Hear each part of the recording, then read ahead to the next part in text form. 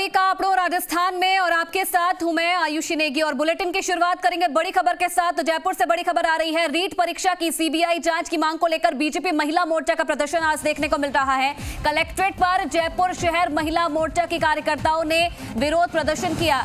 शहर महिला मोर्चा अध्यक्ष अनुराधा माहेश्वरी की अगुवाई में यह धरना प्रदर्शन किया जा रहा है।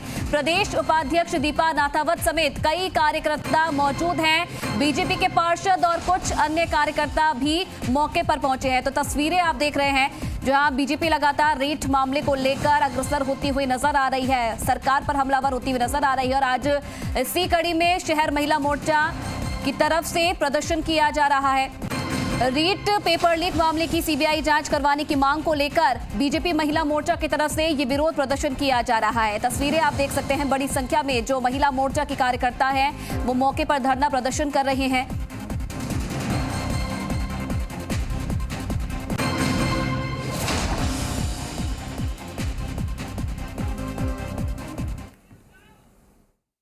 इस पूरे मामले में सरकार के उच्च पदों पर बैठे लोग बैठे हुए हैं। राजीव गांधी स्टडी सर्किल जिसके राष्ट्रीय संयोजक मंत्रिमंडल में है, उससे जुड़े लोग में, इसलिए हमारी स्पष्ट मान्यता है इस पूरे मामले की सरकार जल्दी से जल्दी सीबीआई जांच के लिए प्रशंसा करे। सीबीआई जांच हो, दूध का दूध पानी हो। आने वाले समय में राजस्थान के युवाओं के साथ इस प्रकार का कुठाराघात नहीं हो। और चलिए इस खबर पर और ज्यादा जानकारी देने के लिए शशि मोहन शर्मा जी मीडिया संवाददाता सीधा लाइव हमारे साथ जुड़ रहे हैं। शशि मोहन, देखिए कहीं ना कहीं रीट पेपर लीक मामले को लेकर लगातार जो विपक्ष है कहीं ना कहीं सरकार पर हमलावर होता हुआ नजर आ रहा है। पहले हमने देखा सतीश पूनिया के नेतृत्व में बीजेपी कार्यकर्ताओं ने प्रदर्शन किया और आज बीजेपी महिला मोर्चा की तरफ से प्रदर्शन किया जा रहा है। क्या तस्वीरें फिलहाल सामने आ रही है?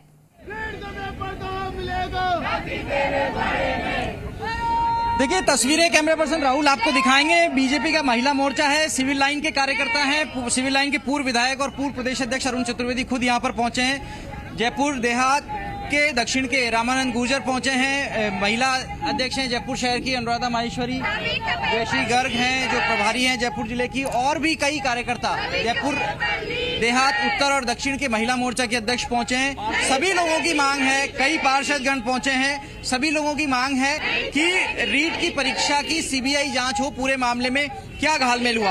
और प्रदर्शनों का ये सिलसिला 8 तारीख तक चलना है। 9 से विधानसभा है, विधानसभा में भी पार्टी इस मुद्दे को उठाने की तैयारी कर रही है। अरुण जी से बात करते हैं। अरुण जी, क्या चरणबद्ध तरीके से आंदोलन से सरकार पर दबाव बनता दिख रहा है कहीं पर आपको? नहीं, निश्चित हमारा काम है विपक्ष में इस सरकार के जितने भी ऐसे निरंकुश काम उन सब का विरोध करेंगे। और रीट तो इस आजादी के बाद राजस्थान की ऐतिहासिक सरकार की ऐसी भ्रष्टाचार की पराकाष्ठा को इंगित करता है जिसमें जो युवा अपने जीवन के सपने लेकर के चलता है, उस युवा की उस परीक्षा को पूरी तरह से भ्रष्टाचार की भेंट चढ़ाने का काम सरकार ने किया है। हमारी एक ही मांग है इस पूरे मामले की सीबीआई से जांच हो, दूध का दूध पानी हो, जो दोषी हैं उनको पूरी तरह कटघरे के अंदर रखा जाए। लेकिन क्या सीबीआई की जांच की जो मांग कर रहे हैं, क्या वो एसओजी के कामकाज से आप लोग संतुष्ट नहीं है? एसओजी के कामकाज में आपको कहीं पक्षपात दिखता है, जबकि एसओजी कह रही है कोई दबाव नहीं है? कल अशोक राठौड़ ने कहा देखिए, हम स्पष्ट हमारा मानना है कि इसी राजस्थान में 3 साल में एक ट्रांसपोर्ट का बड़ा घोटाला हुआ था, बड़ी जांच हुई थी, उसके पर्दे आज तक नहीं उठाए गए, बल्कि उसके माध्यम से एक तोते को पालने का काम मुख्यमंत्री ने किया। इसमें भी सीधे सीधे राजीव गांधी फाउंडेशन के राष्ट्रीय अध्यक्ष सुभाष गर्ग के ऊपर इसका सीधा प्रश्न चिन्ह जाता है। जब वो बोर्ड ऑफ सेकेंडरी एजुकेशन के चेयरमैन थे, उस समय आरटेट की परीक्षा हुई थी और आरटेट की परीक्षा में भी इसी प्रकार धांधली हुई थी। और उस धांधली में उस समय भी पेपर सेटिंग का काम, आज के पेपर सेटर के प्रिंटिंग का ही काम उन्हीं के पास था जिनके पास आज है। आज भी राजीव गांधी फाउंडेशन से जुड़े लोग, चाहे प्रोफेसर जारौली होंगे, प्रदीप पाराशर होंगे, यादव होंगे, बैरवा होंगे, उन्हीं जुड़े हैं। इसलिए जब मंत्री के ऊपर आरोप है, हमें विश्वास नहीं है कि सरकार अपने मंत्री पर कार्रवाई करेगी। इसलिए हम कह रहे हैं निष्पक्ष जांच। पार्टी के किरोड़ी लाल मीणा जब धरने पर बैठे थे बेरोजगारों के साथ, तो उनको अरुण सिंह जी ने उठवा दिया, कहा गया सभी विधायक बैठेंगे, तब नहीं बैठे। अब 2 महीने बाद में सारे विधायक धरने पर बैठे हुए दिखाई देंगे। मुझे नहीं पता उस समय क्या बात हुई थी, डॉक्टर साहब की अरुण सिंह जी बात हुई, लेकिन समय आने पर भारतीय जनता पार्टी ने अपने शांतिपूर्ण प्रदर्शन के ऊपर भी जो सरकार निरंकुश तरीके लाठीचार्ज करती है, तो भारतीय जनता पार्टी ने तय किया कि हम लोकतांत्रिक तरीके से सड़कों पर इस युवाओं की आवाज को बुलंद करेंगे। और सदन में भी 8 तारीख को विधायक दल के सब लोग धरना देंगे। 9 तारीख से सदन के अंदर राज्यपाल के अभिभाषण के बाद से जो सदन जिस दिन विधायक दल की बैठक होगी, उस दिन आगे की सदन की कार्रवाई तय करेंगे। रामानंद जी, आप लोग क्या प्रभावी तरीके से अपने कार्यकर्ताओं के जरिए लोगों तक ये बात पहुंचा पा रहे हैं कि आपकी मांग इतनी वाजिब है कितनी नहीं? देखिए, ये सब पूरी जनता जानती है, पूरा युवा जानता है, क्योंकि बेरोजगारी के नाम पर, जो भत्ते के नाम पर कांग्रेस सरकार ने उनको भत्ता देने का जो आश्वासन दिया था, वो सब आप लोगों के सामने। और भारतीय जनता पार्टी का युवा, भारतीय जनता पार्टी पूरी तरह साथ है युवाओं के साथ में, और इनके न्याय दिला करके भारतीय जनता पार्टी रहेगी। आज आपने भी देखा होगा कि मोर्चों के माध्यम से, अलग अलग मोर्चों के माध्यम से धरने का कार्यक्रम रखा गया है, जिसमें भारतीय जनता पार्टी जयपुर देहात और उत्तर के कार्यकर्ता भी इसमें सम्मिलित हैं। और आज यहाँ पर भी भारतीय जनता पार्टी के अपने बगरू विधानसभा के सिविल जयश्री जी, आप जयपुर जिले की प्रभारी हैं, लेकिन क्या आपने रीट अभ्यर्थियों की बात जानने की कोशिश की कि वो आखिर क्या चाहते हैं इस कार्यक्रम में? क्या आपने उन लोगों को जोड़ने की कोशिश की? बिल्कुल जोड़ने की कोशिश करी, उनसे बातचीत भी गई।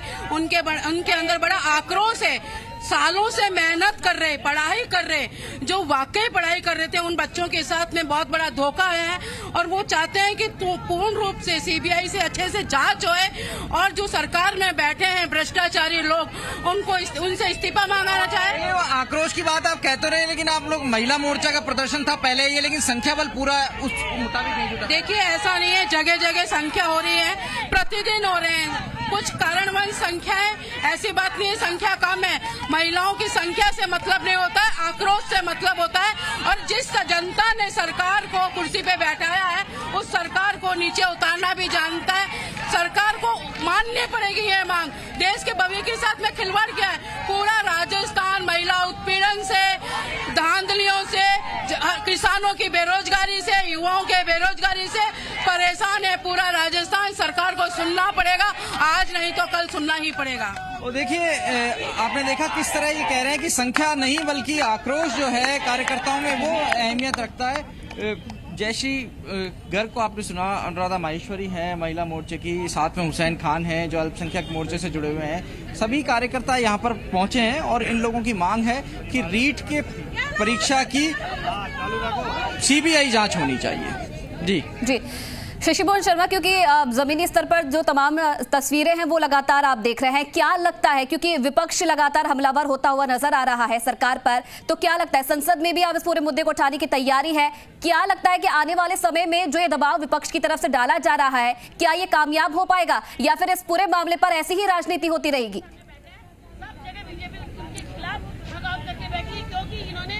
देखिए, मुद्दे पर राजनीतिक दल जब कूदे हैं तो राजनीति तो होगी, इसमें कोई दो राय नहीं है। लेकिन जहां तक संसद में मुद्दा उठाने की बात है, तो बीजेपी के सांसद हैं राज्यसभा के किरोड़ीलाल मीणा, जो शुरू से इस मुद्दे से जुड़े रहे, और उनका कहना है कि वो इस मुद्दे को संसद में उठाने की भी तैयारी कर रहे हैं। यहाँ जो महिला मोर्चा के सदस्य हैं, कार्यकर्ता हैं, उन लोगों का कहना है कि उन्होंने भी अपनी नेताओं को, महिला मोर्चा की प्रभारी को, हालांकि पहले उन्होंने ये कह दिया कि जयश्री गर्ग को उन्होंने लिख कर दिया है, लेकिन महिला मोर्चा की प्रदेश प्रभारी तो दिया कुमारी है। फिर दूसरी नेता ने संशोधन किया कि उन्होंने दिया कुमारी को ये मुद्दा संसद में उठाने के लिए आग्रह किया है। तो उम्मीद की जानी चाहिए संसद में मुद्दा उठेगा, लेकिन केंद्र सरकार इस मामले में कोई खुद पहल नहीं कर सकती।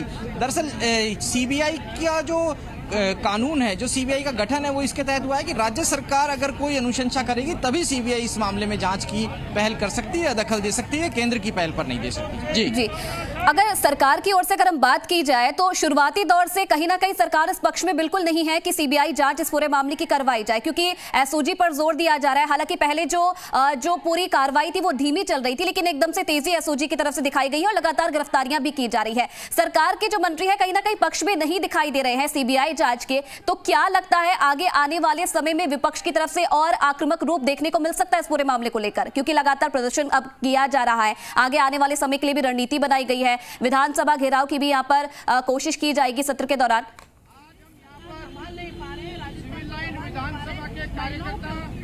देखिए, पूरा मामला दरअसल प्रदेश में किसका असर कितना ज्यादा है और कितना हो सकता है उससे जुड़ा हुआ है। बीजेपी का ये मानना है कि तकरीबन 26 लाख लोगों ने आवेदन किया, 16 लाख लोग परीक्षा में बैठे। अगर रीट की सीबीआई से जांच होती है और अगर कोई बड़े पैमाने पर पर्चा लीक होने का मामला उजागर होता है और परीक्षा रद्द होती है, तो वो 25 लाख लोग, 26 लाख लोग जो परीक्षा से जुड़े थे, उनके परिवार, सीधे तौर पर ये आंकड़ा तकरीबन 1.25 करोड़ लोगों तक पहुंचता है, वो 1.25 करोड़ वोट प्रभावित होंगे। बीजेपी का मानना है, उनके नीति नियंताओं का, रणनीतिकारों का मानना है कि वो वोट उनके साथ में जुड़ सकते हैं, उनके समर्थन में आ सकते हैं। लेकिन जहां तक सरकार का पक्ष है, तो सरकार के मंत्री प्रताप सिंह खाचरियावास कह चुके हैं कि केंद्र सरकार अपनी एजेंसियों का दुरुपयोग करती है, ईडी, इनकम टैक्स जैसी एजेंसियां, और सीबीआई को भी दुरुपयोग किया जा रहा है, ऐसा प्रताप सिंह खाचरियावास पहले आरोप लगा चुके हैं। मुख्यमंत्री अशोक गहलोत खुद इस तरह के आरोप लगा चुके हैं और उन्होंने रीट के मामले पर पिछले दिनों ये भी साफ कह दिया कि हर गलती कीमत मांगती है, चाहे वो रीट का मामला हो या कोई और। डीपी जारोली की बर्खास्तगी के बाद मुख्यमंत्री का यह बयान आया था। ऐसा माना जा सकता है कि डीपी जारोली संभवतः बड़ी मछलियों के मामले में अंतिम कड़ी थे और आधिकारिक रूप से जो पद पर बैठे थे, अब डीपी जारोली से ऊपर कोई बात संभवतः नहीं जाती दिख रही है। बीजेपी को यही आशंका लगातार परेशान कर रही है। बीजेपी का कहना है कि राजीव गांधी स्टडी सर्किल से जुड़े दूसरे लोग हैं, पूर्व शिक्षा मंत्री के लेकर के नेता प्रतिपक्ष गुलाब चंद कटारिया आरोप लगा चुके हैं। इन सब लोगों की जांच कराने की मांग की जा रही है। हालांकि एसओजी के एडीजी अशोक राठौड़ लगातार कहते रहे कि वो अपने उपलब्ध संसाधनों के आधार पर और अपनी जानकारी के आधार पर निष्पक्ष रूप से लगातार कार्रवाई कर रहे हैं। इस मामले में रोजाना नए खुलासे हो रहे हैं। कल भी 2 बड़ी गिरफ्तारियां हुई है। भजन लाल है, एक ठेकेदार है जो भारतमाला प्रोजेक्ट में पश्चिमी राजस्थान के तकरीबन सभी नेशनल हाईवेज के लिए डामर की सप्लाई करता है। और ऐसा बताया जा रहा है कि उसको भी किसी ने प्रलोभन दिया, 5 करोड़ के 20 करोड़ करने का लालच दिया और वो उस प्रलोभन में आ गए और उसने पेपर खरीदने में अपनी सहमति दी और अपनी पैसा भी दिया। इसके साथ में एक सोनी देवी जिसने पर्चा खरीद करके पर्चा दिया, वो गिरफ्त में आई है, एसओजी की गिरफ्त में। ऐसा एसओजी की लगातार गिरफ्तारियों के बाद में अब एसओजी ने उन लोगों पर अपना शिकंजा कसना और उन लोगों को चिन्हित करना शुरू कर दिया जिन्होंने पर्चा लिया, पर्चा खरीदा और उसके बाद में वो परीक्षा में बैठे। ऐसे लोगों की संख्या कहां तक होगी इसको कहना मुश्किल है, लेकिन पुलिस के बड़े अधिकारी ये मानते हैं कि ये संख्या 400 से 500 लोगों तक और उससे भी ज्यादा दायरा इसका हो सकता है। और अगर ये 500 लोगों के नाम उजागर होते हैं, इनको डिबार किया जाता है हमेशा के लिए, तो एक बड़ी मिसाल सरकार कायम कर सकती है। लेकिन सवाल वही होगा कि क्या सीबीआई जांच के लिए राज्य सरकार मान पाएगी या फिर सरकार अपनी बात पर अड़िग रहकर एसओजी के जरिए इसकी जांच कराएगी। साथ में सवाल यह भी कि परीक्षा की निष्पक्षता के लिए क्या किया जा सकता है। अलग अलग जो शिक्षाविद हैं वो इस मामले पर अलग राय देते हैं। कल भी हमने इस मुद्दे को उठाया था कि क्या इस बात की संभावना है कि 80%, 90% से ऊपर जो नंबर लेकर के आए हैं, एक आशंका इस बात की हो सकती है कि उनमें से कुछ लोगों तक पर्चा पहुंचा हो, उनका क्या दोबारा एग्जाम कराया जा सकता है। ये भी एक प्रबल विषय है कि क्या सरकार इसको पूरी परीक्षा को दोबारा से आयोजित नहीं करा के कितने सीमित दायरे में करा सकती है। जी शशि मोहन, एक नाम जो पिछले दिनों काफी सुर्खियों में था लेकिन अचानक से गायब हो जाता है, डीपी जारोली का बर्खास्त उन्हें किया गया जब इस पूरे मामले में उनका नाम आया। अचानक से उसके बाद प्रदीप पाराशर को गिरफ्तार किया जाता है, लेकिन अचानक से जो डीपी जारोली है वो गायब हो गए हैं। अब कहीं ना कहीं बेरोजगारों का सवाल ये है, क्योंकि लगातार सोशल मीडिया पर भी ये सवाल पूछे जा रहे हैं और विपक्ष की तरफ से भी ये सवाल पूछे जा रहे हैं कि जब से डीपी जारोली ने इस बात का जिक्र किया है कि इस पूरे मामले में राजनीतिक संरक्षण है, तो तब से डीपी जारोली कहीं ना कहीं गायब नजर आ रहे हैं। कहां आखिरकार डीपी जारोली चले गए हैं, इसके बारे में अभी तक कोई जानकारी नहीं मिल पा रही है।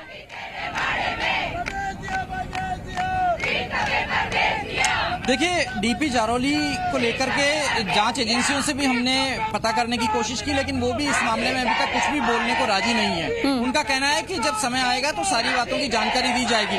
हालांकि अभी तक जांच एजेंसियों ने डीपी जारोली से कोई पूछताछ भी नहीं की है। जो एसओजी 4 दिन पहले बोर्ड के दफ्तर गई थी, वहां जरूर प्राइमा फेसी बातचीत हुई थी, लेकिन उसको पूछताछ की संज्ञा नहीं दी जा सकती। जहां तक जारोली की पूछताछ की बात है, तो जारोली कहां है ये अभी तक किसी को नहीं पता है। संभव है कि जांच एजेंसियां लगातार उनका पीछा कर रही हो, निगरानी रखी हुई हो, वो फोन किसी का अटेंड नहीं कर रहे। बार बार में कभी जब उनको फोन किया जाता है तो बीच बीच में उनका फोन भी स्विच ऑफ आता है और उनके जो नजदीकी लोग हैं वो भी उनका कोई भी पता ठिकाना होने की जानकारी से इनकार कर रहे हैं। यह एक सवाल खड़ा करता है कि आखिर जारोली कहाँ हैं। सवाल यह है कि क्या जारौली को कोई राजनीतिक प्रश्न मिला हुआ है, और अगर वो राजनीतिक प्रश्न है तो किसका।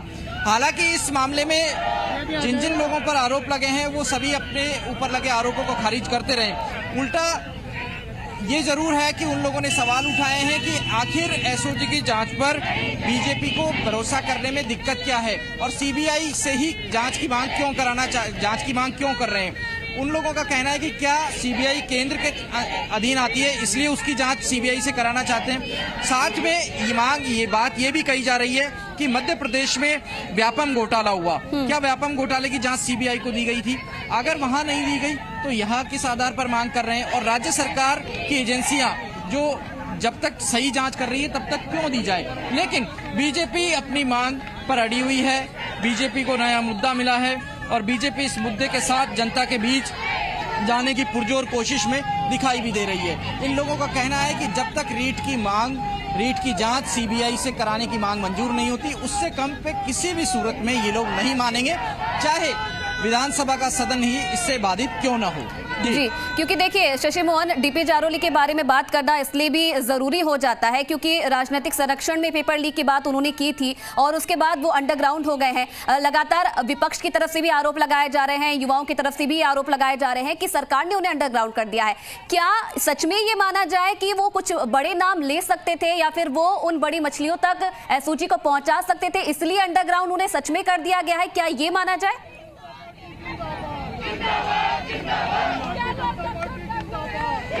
देखिए, जब कोई भी मामला, आपराधिक मामला या कोई विवादित मामला जांच एजेंसी के पास पहुंचता है और जब कोई व्यक्ति अंडरग्राउंड हो जाता है तो प्रथम दृष्टया यही माना जाता है कि वो जांच एजेंसी की पूछताछ से उसकी दायरे में आने से बचना चाहता है। हालांकि जारौली क्या खुलासा कर सकते थे, क्या नहीं कर सकते थे, इस बारे में सिर्फ कयास से ज्यादा कुछ नहीं हो सकता, और मुझे नहीं लगता कि कोई कयास के बारे में यहाँ पर बात करना न्याय संगत होगा। लेकिन हाँ, ये जरूर है कि जारौली बोर्ड के अध्यक्ष थे तत्कालीन, और परीक्षा के समय वो एक महत्वपूर्ण कड़ी थे पूरी व्यवस्थाओं के बारे में, पूरे सिस्टम के बारे में। ऐसे में उन्हें सामने आना चाहिए और जांच एजेंसियों को मदद करनी चाहिए। अगर उन्हें जांच एजेंसियों पर भरोसा है तो उनको मदद करना चाहिए।